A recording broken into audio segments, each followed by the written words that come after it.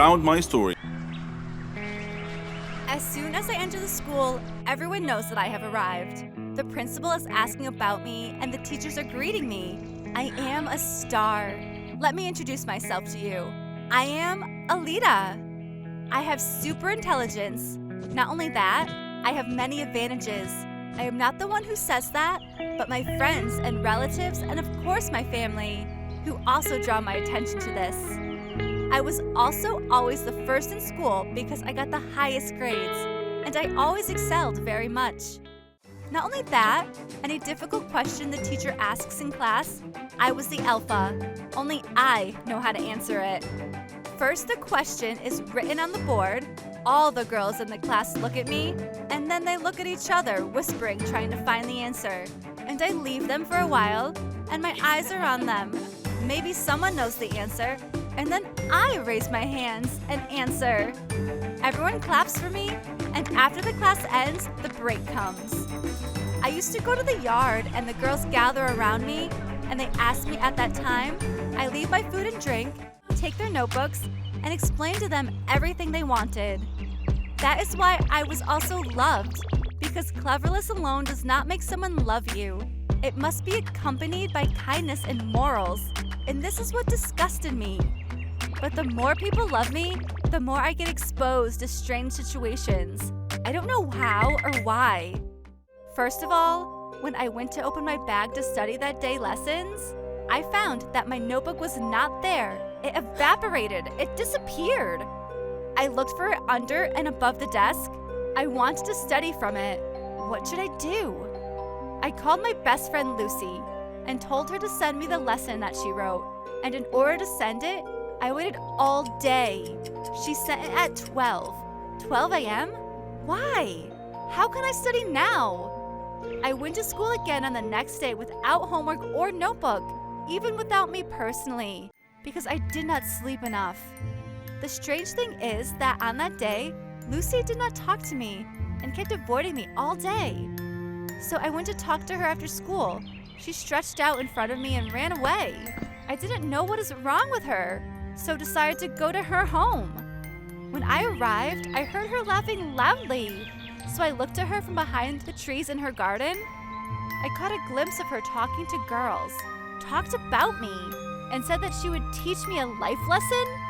She started mocking me while saying, "She is always the first and everyone loves her. I will show her." I was amazed at her words and told myself, which lesson? She is jealous of me, even though I help her and love her very much. Suddenly, she pulled out my notebook from her bag and started to cut it. I was distressed, and I kept feeling that my mind would go away from me. Why did she do this to me? She is my best friend. I kept wary of her, and then I had many enemies. One day, on my way to school, one of the girls named Tisha pulled me by my hair and knocked me to the ground until I was wounded in my face. And because of this shock, I could not speak or move and decided to go home. The second day I complained about her, but she denied it and said that I slandered her, and I kept asking myself why all this jealousy and hatred. Every day I had a new story, and I did not know how to focus on studying or anything else. On the weekend, I went to the club and I met Linna, my classmate, a calm and beautiful girl who was playing basketball with me. After we played, we sat and talked, and I told her what was happening to me. She told me that it is normal that everyone is bullying me because I am smart and beautiful, and honestly, I was convinced for a short time, but then I had an idea. I decided to learn a combat sport to defend myself, so I learned Taekwondo, and they were afraid of bullying me. I combined excelling in my studies and being able to defend myself. Do you think these bullying friends were able to change me? And could they get me to where? The Curse of Money. I am Andrew, 20 years old, and I have everything you can imagine, or even what you cannot imagine in life. I reach everything I dream of or desire. Life is very easy for me because everything has its cost. My life is a great pastime, betting on anything and everything. I have many friends who are ready to do anything I ask of them. If I tell them to kill, they will kill for money. One day I was at a party and I met a girl. It was the first time to see her in the city. Her name was Florence. She was different. She attracted me. I tried to get closer to her and talk to her. She rejected me. Andrew, who no one can say no to, and there is nothing he needs and cannot reach. A girl said no to him. The next day I saw her walking with another boy named John. I felt defeated for the first time in my life. I gathered my friends and told them that I have to get to this girl in any way. Bring this boy, John, here tomorrow night. And really, John came. I was holding a very big party. We all enjoyed it. At first, it was a party like any party. And then I offered him a lot of money to leave Florence. And the truth is that this was not the first time I did that. The strange thing is that John did not agree. He provoked me very much. And the thing that provoked me most about him was his self-confidence, despite his poverty. I looked at my friends and laughed, so they understood what I wanted. They beat John severely and then threw him in front of the nearest hospital. During the days he stayed in the hospital, I tried to get closer to Florence in another, kinder way, and began to attract her with my money and many gifts. She accepted all of them, but after John left the hospital, she returned to him, the time when I thought that she was mine. I felt that I was very foolish and was being laughed at by a girl I thought was different from any girl I knew.